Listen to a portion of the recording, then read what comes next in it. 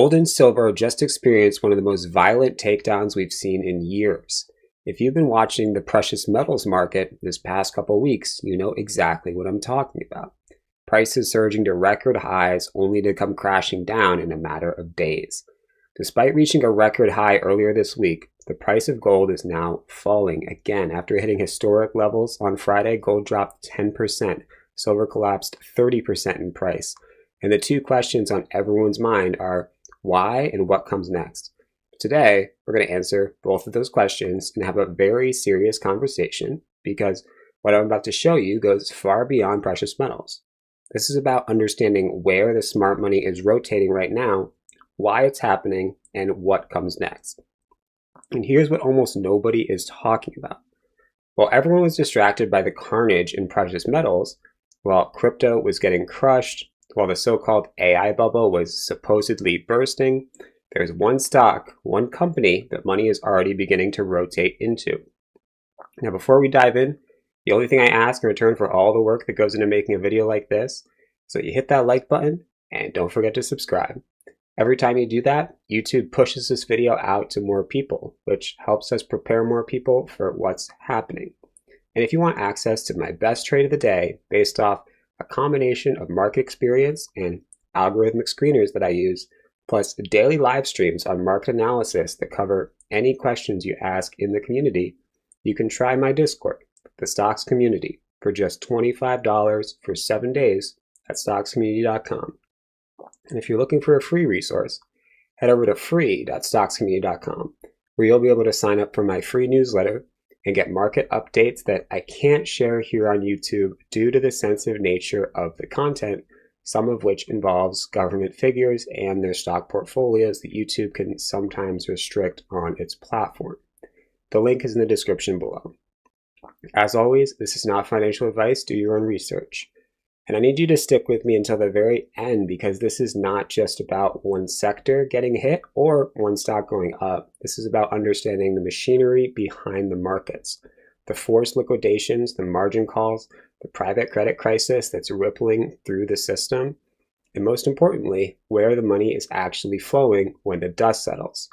Because one thing is sure, none of this is random. So let me start with the facts. Both gold and silver have been on a euphoric run. Gold reaching record all-time highs before reversing this past week. Silver going nearly parabolic and then collapsing in one of the most aggressive single-week reversals we've seen. So what caused the meltdown? The mainstream media narrative points to President Trump's nomination of Kevin Warsh as the next Fed chair. Because Warsh is seen as tough on inflation, less likely to cut rates, the dollar strengthened. That's their story, and they're sticking to it. But here's where it gets real. Starting with mass liquidations, we're talking about margin calls. For those of you who aren't familiar, it works like this.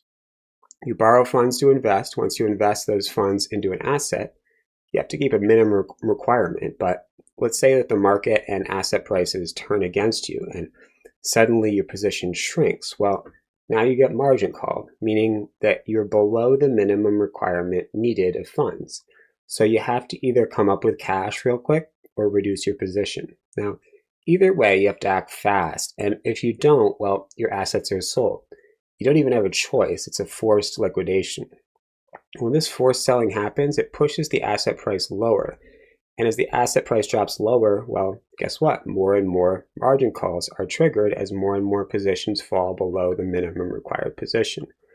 This triggers a cascade of massive selling. Once this thing gets going in the wrong direction, this is huge. So with that information in mind, let's take a step back and look at what happened on January 30th, right when everything started to go south. CME, the Chicago Mercantile Exchange, where precious metals futures are traded. You might have heard of them before. Back in November, they were the ones whose data center had a cooling issue right when silver was reaching all-time highs. But anyway, I digress. So the CME, they decided that they're going to raise their margin requirements on January 30th. Raising the margin requirements means you have to keep more cash in your account, but they targeted gold and silver specifically. Gold requirements went from 6 to 8%, and silver requirements went from 11 to 15%. Now, you might be sitting out there saying, well, 2 or 4%, that doesn't sound like a whole lot. How could that have triggered this huge wave of liquidations? And I'll tell you, many of these investors are trading with massive leverage. We're talking 10 to 1, 20 to 1. So although a couple percentage points might not sound like a lot, it in turn is massive, massive amounts of cash capital that these investors had to come up with to avoid having their position sold from right out under them. So these hedge funds, these large investors start selling everything, gold, silver, Bitcoin, right? We're seeing red all across the board. Everyone's scrambling to come up with cash for their various positions, which is why you start to see a mass sell-off trigger across the board. By margin calling, essentially, we witnessed a cascading of liquidations. It was a rug pull on all these investors. But here's where the story gets even more interesting. And this is where we need to connect to what's happening with that one stock I mentioned. The one stock where money is quietly rotating even as everything else burns. The elephant in the room. Big bank manipulation and the private credit crisis. Now, as a disclaimer, I'm not an insider. I wish I had more information than the public, but I don't. All I can do is connect the same dots that we all have access to. And I'm not here saying that every massive price drop is rigged or price manipulation. You could argue the same for price rises, right? But I will say that when you look and the premiums on physical metals remain elevated during these violent sell-offs, well, it raises some valid questions. So this is where I struggle. It gets weird for me because the CME, they didn't just raise these margin requirements the one time. No, they raised them 4 times in 6 weeks. Gold and silver specifically, right? As they're hitting new all-time highs, right? As we're having a big discrepancy between paper and physical, right? Physical getting crushed, the supply just not there to meet the demand. And right as these banks, could be sitting on these massive short positions that might blow up in their faces. Again, can't prove anything, but history has shown us that market manipulation is not just a theory, right? It is a fact. It happens. In fact, major banks such as JP Morgan, UBS, Barclays, a bunch of them, right? They're paying over $1 billion in fines for precious metals market manipulation in the past 5 years. So it's a coincidence, maybe. But here's where it gets even weirder and where we start to see the connection to what's happening in technology stocks right now. Because there's a real crisis building beneath the surface. And you have to ask yourself, why were all of these investors so over leveraged? Why was it so difficult for them to come up with the cash when the margin calls happen? Yes, we've seen this happen before, but particularly right now, this is where the private credit crisis comes into play. Over the last couple of years, we've been in a private credit bubble. And in fact, we have no idea just how big, just how bad it is, because private credit, unlike other areas of the financial sector, is very opaque. There's not a lot of transparency. So we don't even actually know just how big this is. You might remember just a couple months ago, Tricolor Holdings, a subprime auto lender, filed bankruptcy out of nowhere. Everyone thought it was perfectly fine, and then boom, total collapse. It was a shock to everyone, and it made us all pause and go, whoa, because, the saying is, if there's one cockroach, if you see one cockroach, there's always more. So is Tricolor just the first of many dominoes to fall? Because then we had Primus First Brands. We've started to see this ripple effect. And not only that, we've seen what they're up to, taking subprime auto loans, these asset-backed securities. Instead of mortgage-backed securities, they're just asset-backed. They're potentially a complete garbage. In fact, not even potentially. These ones have been proven to be complete garbage. We know subprime auto delinquency rates are at record levels. So you have all these asset-backed securities that are getting bundled up and packaged as something new. They're being put in pensions. They're being put in insurance. They're being put everywhere. If the lenders are collapsing, well, what do you think that means for everyone else who's holding this garbage? If it sounds like 2008 all over again, it's because it basically is. Except this time around, they're even sneakier. They're doing all kinds of financial tricks. Just like it came out that private credit is now selling a record amount of debt to themselves. They're making it look like their book value's up, when in reality, we can only assume that it's actually worth nothing, and it's only a matter of time before all this blows up and the losses become realized. Which brings us to BlackRock. We just saw their TCB Capital Fund have a net asset value loss of 19% in Q4 of 2025. We're talking about huge amounts of capital. These are big losses that should not be happening in such a short period of time. BlackRock, of course, manages trillions. We're talking about real estate to business to everything, you name it. We already know BlackRock owns everything, right? So if we have their capital fund taking these massive losses, we could only begin to imagine just how deep this private credit crisis runs. But this impacts all of us, make no mistake, because private credit, they're tied to our banks, right? We're looking at another 2008 style derivative crisis. Now we have no idea just how bad it is because it's all in private credit where it's all hidden. It's opaque. They're not under the same regulations. So if these start falling, these dominoes are just the beginning, and we can only imagine that there's going to be more failures this year, right? At a certain point, we know that the Fed will step in, but what happens when they can no longer step in? That's when we'll see bailouts. I'm not trying to go too far off track here, but this is a very serious crisis, and it does bring us to why we're seeing money rotate into Nvidia right now, because while everyone was distracted by gold and silver getting crushed, crypto was melting down, so-called AI bubble was supposedly bursting with Amazon and Google and Meta getting absolutely destroyed on their earnings. There was this quiet rotation happening. Money, big money, institutional money, smart money, flowing into Nvidia. And I'm going to tell you right now, this wasn't an accident. Nothing in these markets happens by accident. So let me paint the picture of what just happened last week, because the mainstream media narrative that they're pushing is, as usual, misleading at best. They want you to believe that big tech's in trouble. They want you to believe that all this AI spending is a waste. They want you to believe that we've hit some kind of top and it's time to rotate out of technology. But if you actually look at what's happening beneath the surface, if you connect the dots that very few people are connecting right now, you'll see something completely different.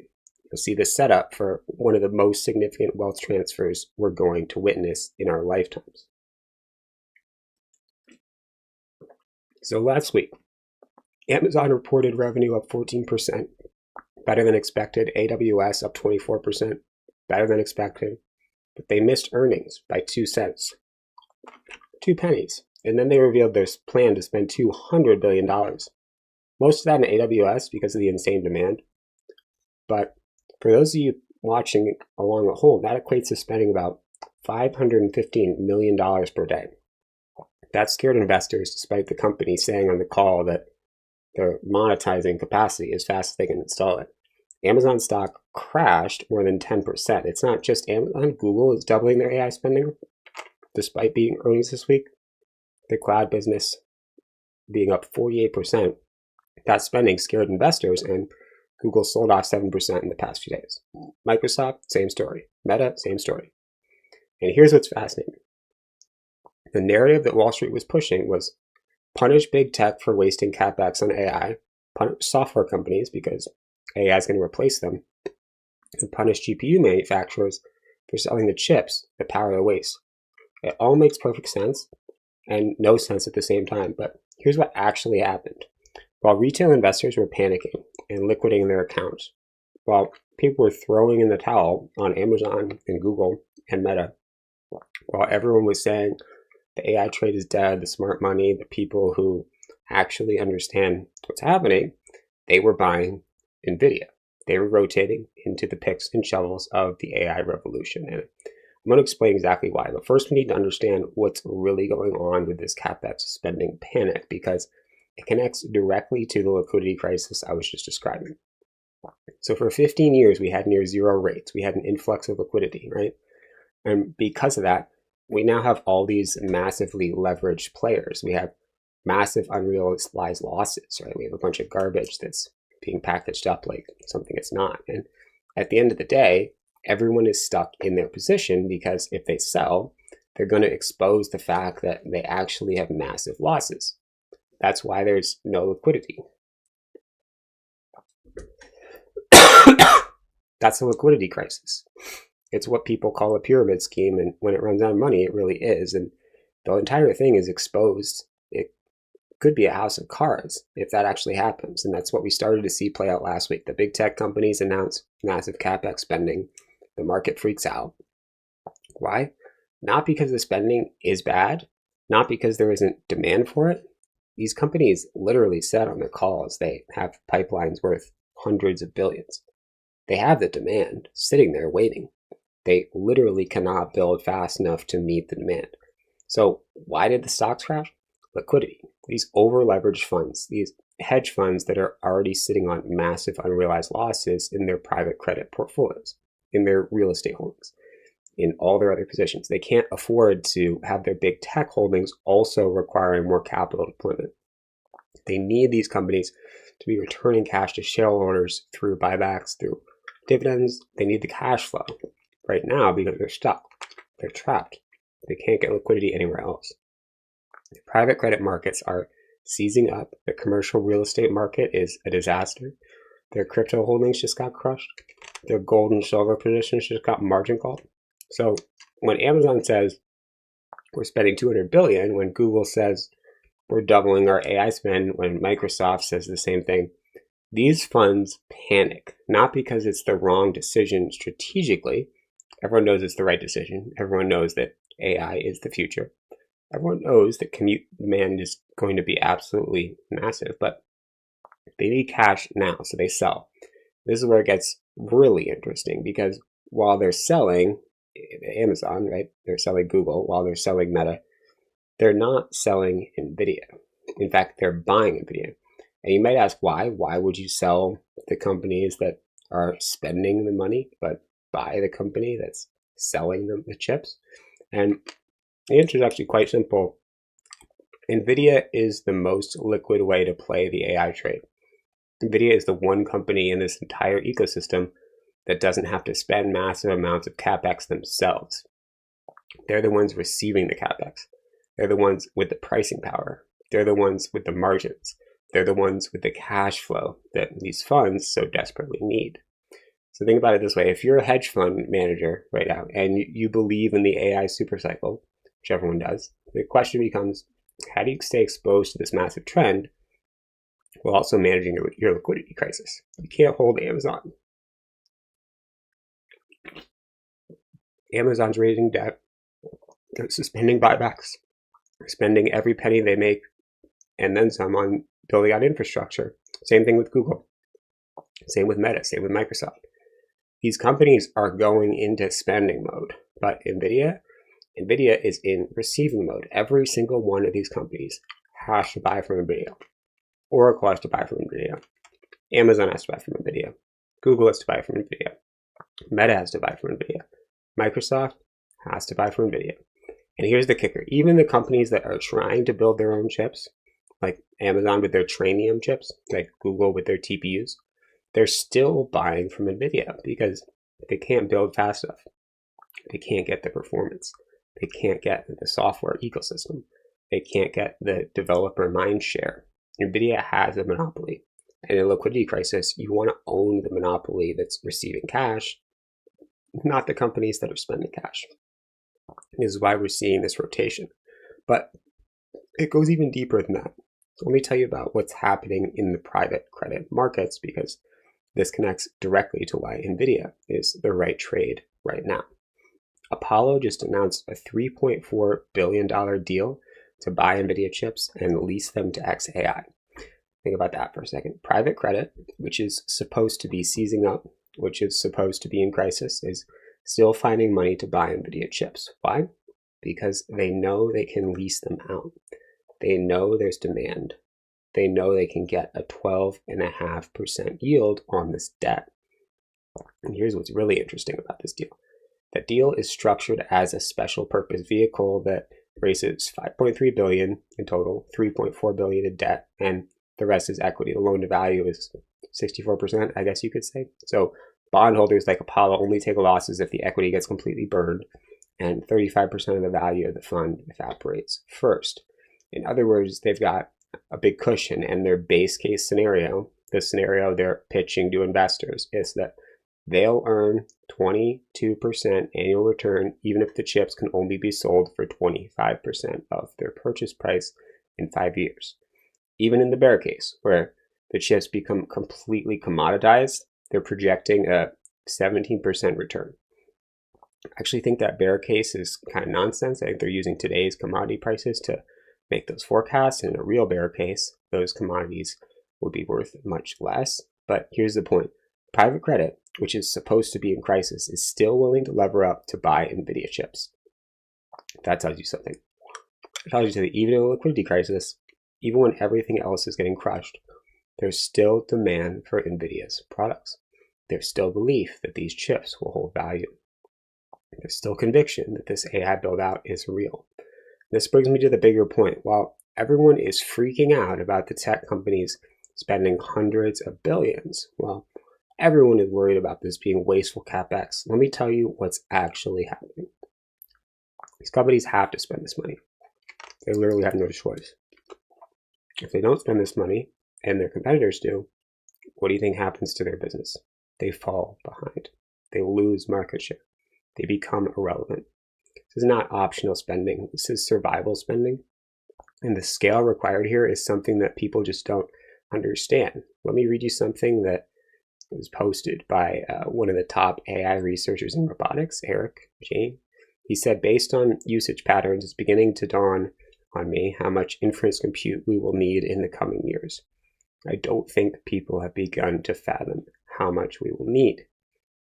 Even if you think you're AGI pilled, I still think you're underestimating how starved compute will be to grant all these digital wishes.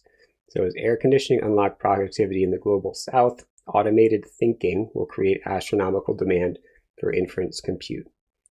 Air conditioning currently consumes 10% of global electricity production, while data centers consume less than 1%. We will have rocks all the time furthering the interest of their owners. Every corporation with GPUs to spare will have ambient thinkers constantly replanning deadlines, reducing tech debt, and trolling for more information that helps the business make key decisions in a dynamic world. So he's talking about rocks here, but think about what he's saying. We're not even scratching the surface here. All this compute that's being built out right now, all these hundreds of billions of dollars being spent, it's all going to coding and language models. We haven't even gotten to video yet. We haven't gotten to the video games that are going to be rendering in real time using AI. We haven't gotten to the marketing content, the entertainment, the completely new categories of products and services that are going to be enabled by this technology. Google just released an AI world that essentially self-renders in real time as you walk through it. When the video piece of this hits, when we start rendering entire virtual worlds, entire video games, entire movies in real time, the amount of inference compute that's going to be required is going to be astronomical. We've never seen anything like this. We've never seen anything this big in the entirety of our lives. And everything humans do will be changed by this technology. Every bit of progress we have will be accelerated by this technology. The idea of machines thinking for us, augmenting our thinking, it's going to change everything. And that's why when you have a company like Nvidia, it's providing the core infrastructure, the picks and shovels for people to build this future. How can you not be positioned in that? How do you not understand that this is where the money has to flow? Now let me address the elephant in the room, the concern that keeps coming up. What about competition? What about AMD? What about Intel? What about all these companies building their own custom chips? Amazon's building Trainium, Google has TPUs. What happens when everyone has their own chips and Nvidia gets commoditized? And I'm going to tell you something. This is the question that people who don't understand the technology ask. Because yes, these companies are building their own chips, and yes, those chips are getting better, but here's what you need to understand. They're still buying Nvidia chips, even with their custom silicon growing at triple digits, even with it becoming a multi-billion-dollar business. These companies are still buying Nvidia chips. Why? Because they can't build fast enough, because Nvidia has the performance, because Nvidia has the software ecosystem, because Nvidia has CUDA. And all the developers are trained on CUDA. And all the models are optimized for Nvidia chips. Building a chip that works is one thing. Building an ecosystem is something completely different. And Nvidia has spent 20 years building this ecosystem. They have the developer mindshare. They have the software stack. They have the tooling. They have the partnerships. You can't just replicate that overnight. And here's the other thing people don't understand. Even if these chips do become more efficient over time, even if we do get to a point where custom chips can match NVIDIA's performance, we're just going to use more of them. This is the paradox that people miss. When something becomes more efficient, we don't use less of it, we use more of it because it becomes ubiquitous. It opens up new use cases because it enables things that weren't possible before. We would come up with new industries, we'd come up with new applications, we'd come up with new planets to explore. It doesn't matter how efficient this gets, we will come up with a need to use even more of it. And stepping back a little bit, people forget that things take time. It took these companies almost 2 decades to build out infrastructure in other areas. Look at what happened to AWS. Look at how long it's taken just for cloud computing to become more efficient. And prices continue to drop pretty much every quarter or two. All the stuff that people are worried about in the AI space, yeah, it's probably going to happen eventually, but why do you care if it's 10, 15 years down the road or 7, 8 years down the road? It's not happening anytime soon. People are so worried about an anomaly situation that could wreck this entire trade. There are anomalies out there that will wreck NVIDIA. There are anomalies out there that will completely or at least temporarily dismantle the AI ecosystem as we know it, but that's where risk management comes in. That's where understanding what risk you're comfortable with, and it shouldn't make you not want to position yourself in what is clearly the dominant trend of our lifetime, because these guys are spending. They just got on earnings calls over the last week. Microsoft, Meta, Amazon, Google, all of them came out and reiterated they are spending. They are putting down dollar bills for chips and data centers and all this infrastructure. And they knew they'd get wrecked for it. They knew the market would punish them. And they're still doing it because they have to. Not because they're forced to, but because it would be insane not to. It would be irresponsible not to. And here's what else people are missing. The bring your own power movement. This is something that's just starting to happen. And it's going to be absolutely massive for the entire AI build out, which of course benefits NVIDIA. What's happening is that these local municipalities are starting to push back on data centers because of the grid impact. They're saying, you can't build here unless you bring your own power. We just saw this in West Texas, where they're considering regulatory changes that would require data centers to provide their own energy rather than pulling from the grid. And this is going to spread.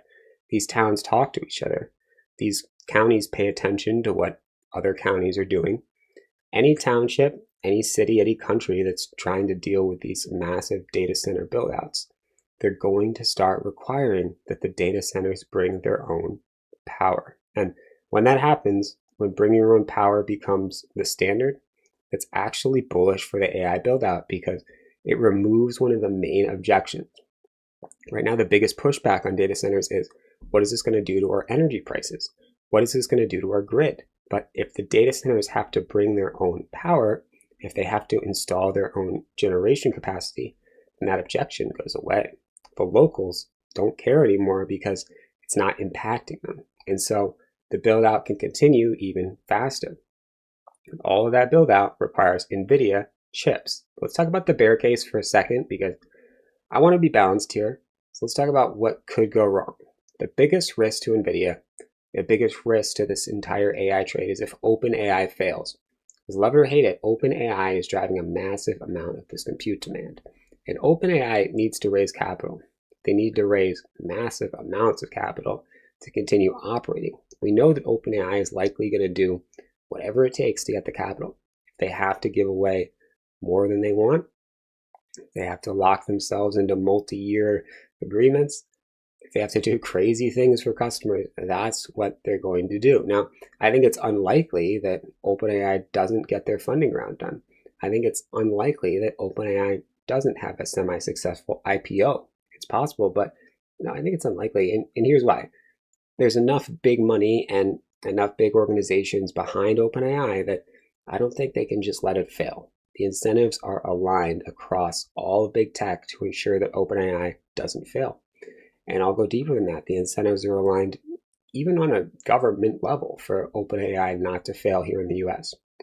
As long as this administration's in charge, whatever it takes to ensure OpenAI doesn't fail, it's likely to happen. Now, I know we don't like talking about that. I know we don't like that that's a thing, but I think it is a thing. So it's part of my investment thesis that OpenAI is unlikely to fail anytime soon. And also, let's not forget that if you pull up the iOS App Store chart right now, the number one app that's been number one more or less for the last year and a half every single day is ChatGPT.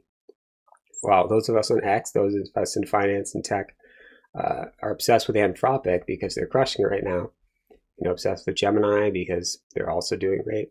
Obsessed with XAI, so everyone loves Elon, Grok. 97% of people in the world that are just normal people using consumer AI don't even know what these other companies are. They're using ChatGPT. They don't know that XAI is a company. They don't know that Anthropic is a company. They've never heard of Claude. And inertia is one of the most powerful forces in the world, especially when it comes to consumers. You can't just win those consumers over by having a better model. Your model has to do so much more. And even if it is so much better, you have to somehow figure out a way to explain that it's so much better to a dentist in Ohio who's using ChatGPT because he got it at some point and he doesn't even want to hear about anything else because he hates that he even has to use AI in the first place. People do not put these pieces together because we as investors and finance people and tech people, we live in a very sheltered place. We think that everybody sees everything that we see. They don't see anything. They literally see nothing. And this brings me to an important point about the companies doing the spending. These are not stupid companies. These are not reckless companies. These are the smartest, most successful companies that have been built over the past few decades. They have track records of making the right long-term investments. They have leadership teams that understand technology better than almost anyone. And they're all making the same bet. They're all saying, we have to spend this money. We have to build this infrastructure. We have to invest in AI. That should tell you something.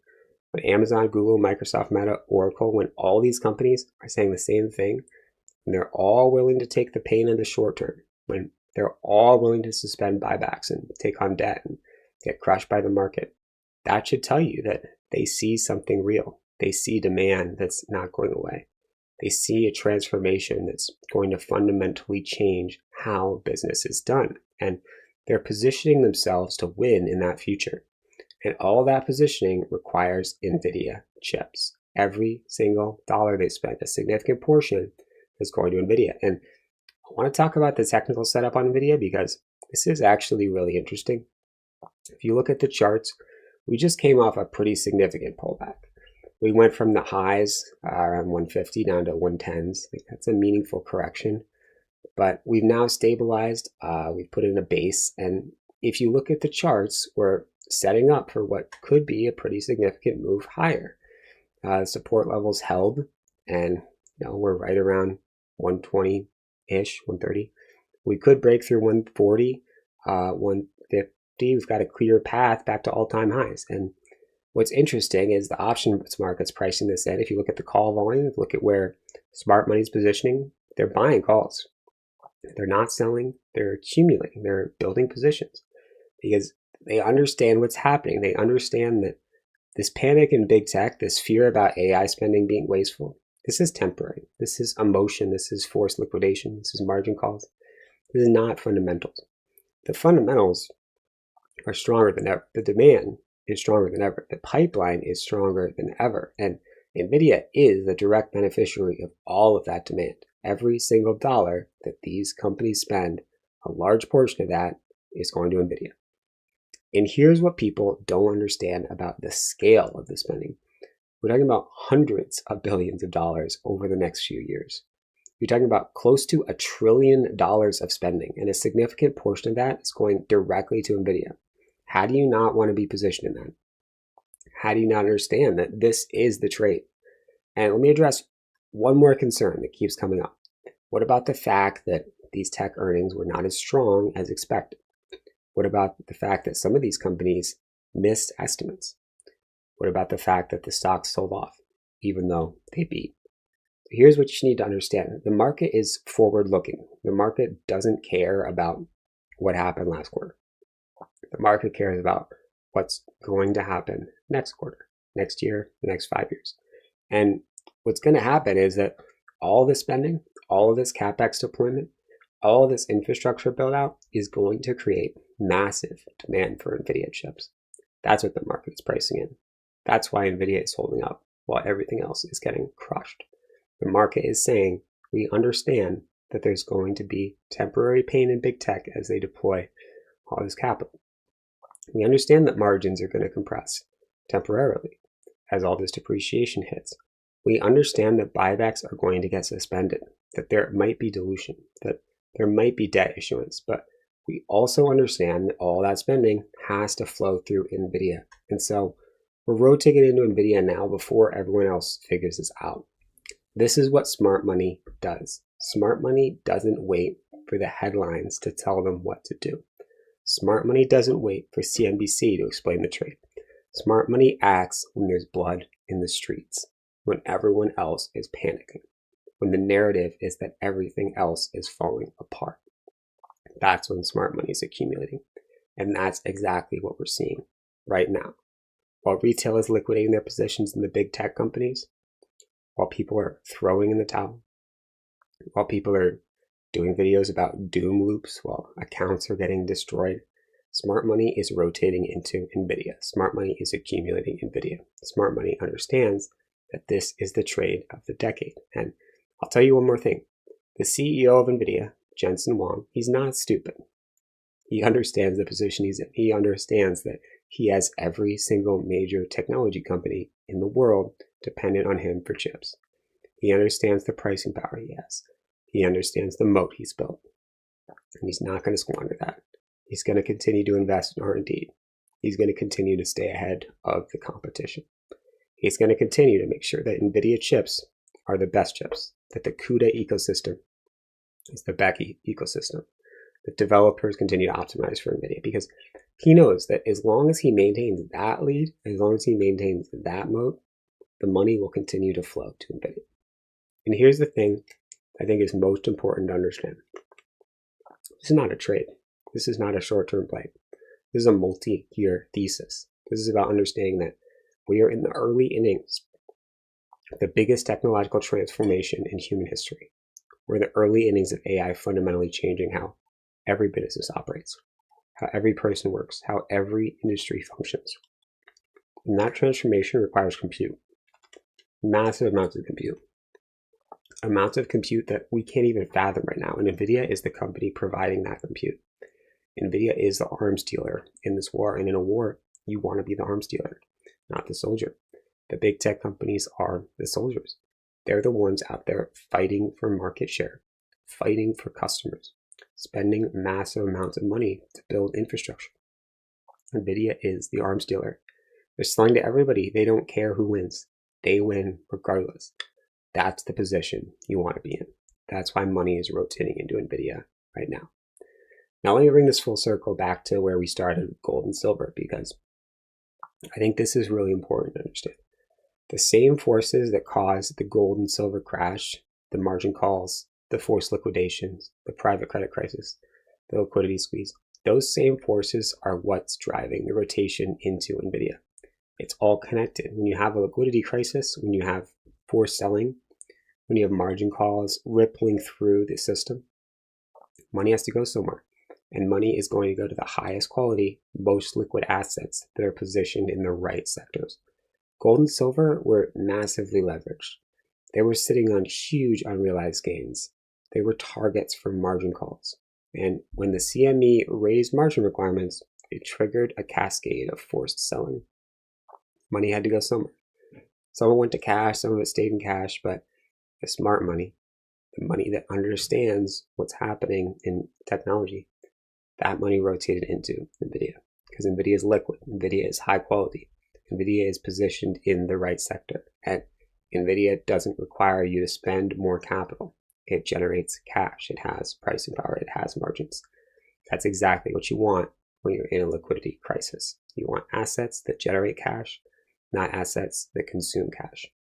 And this brings me to my final point. What comes next is bigger than most people realize. We're at the beginning of a massive rotation out of old economy assets and into new economy assets.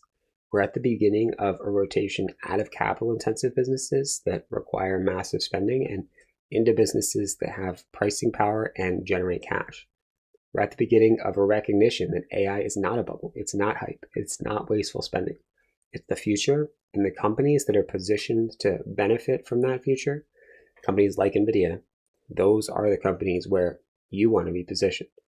Not because they're going to go up tomorrow or next week or next month, although Nvidia could, but because over the next 3 years, 5 years, 10 years, these are the companies that are going to generate the returns.